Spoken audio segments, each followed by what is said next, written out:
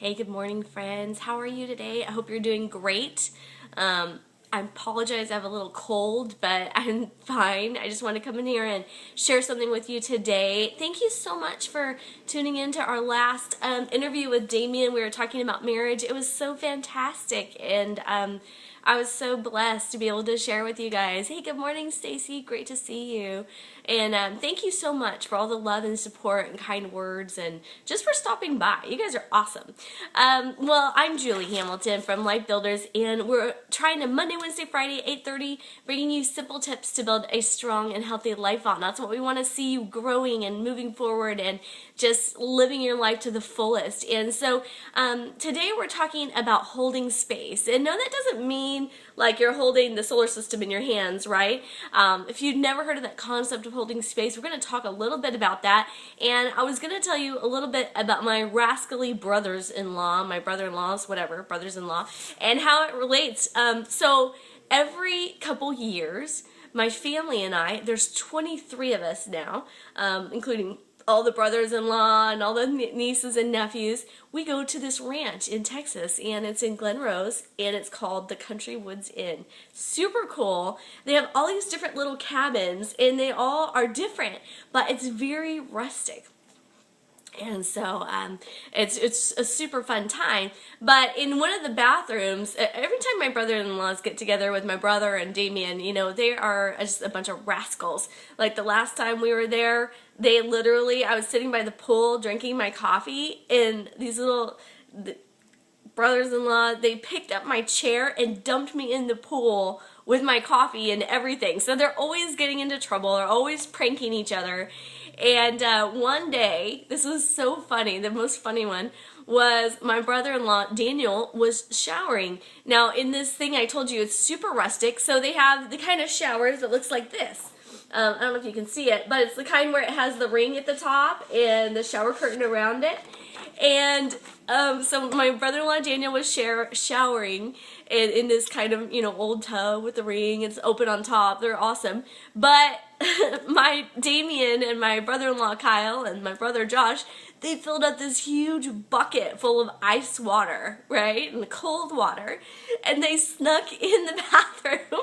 And while Daniel was showering, they poured this ice water over the top of that ring, that shower ring. And you should have heard Daniel screaming. It was so funny. And he screamed like a girl. So that is the downside of having a shower like this. But the reason it relates is because when I was thinking about holding space for someone, this is the best concept that I can think of that actually literally shows it. So when you're in this shower and it's having the ring up here, look, it's holding a space for you. So if you were to not have this ring and you had some sort of a thing with the shower, you know, the shower curtain would be sticking to you and you'd be putting water all over the ground and all of this stuff, and that ring at the top, that holds the space. There's a structure there where you can move freely inside of that space, and it's functional for you. Now, what we have to do sometimes is we have to hold space for people, and what I mean by that is maybe in our family, one of your friends is going through something really hard. They're having a hard time, and they might not be acting like themselves, but we hold that space for them. We have that place where they can come back, and we know, like, this is okay. When they get through going through this thing, we're holding this space for them so they can come back to this safe space, and we're not going to just like ditch them because they're acting weird or, you know, whatever. Just be like, okay, we're done with this. But we're going to keep that space intact for them so that they always have a space to come back to. Another example would be for if you have a parent or a grandparent that's in maybe a home, an assisted living home, or maybe they're, you know, getting older, and one of the things that you find is it's really hard to keep that honor and see them as the person that they once were when they're going through that, because now maybe they're grumpy at you, they're like asking you the same questions over and over again, you know, you're having to change their diapers, you know, you're going through all of these things, and it could be a case where if you looked at where they're at now, you could not have as much respect for them. But what we need to do in that case is we hold space for the person that they were. We hold space for the person, I have needed and do need space holders in my life. Yeah, it's so true. We all need that safe space where we can come in and where you set up the boundaries so that someone can come in and be safe in that place. And we're not just judging them on what they're doing right now, what they're going through right now. It's like there's a place that they can come back to. I'm sorry. So anyway, I just want to encourage you today. There are people in your life that need you to hold space for them. They need, maybe your kid's going sideways. They need you to hold space for them. Like, okay, when you're done with this phase, here's the place that you can come back to.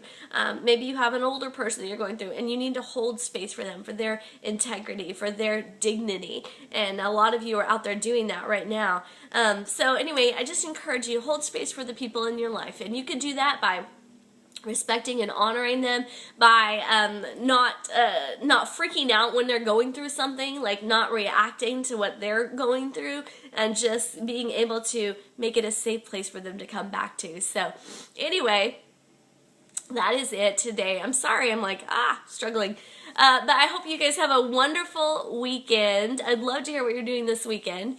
And may your minds be fierce and your heart strong and your spirit very kind today. I love you all. Mwah! Have a great weekend. Bye.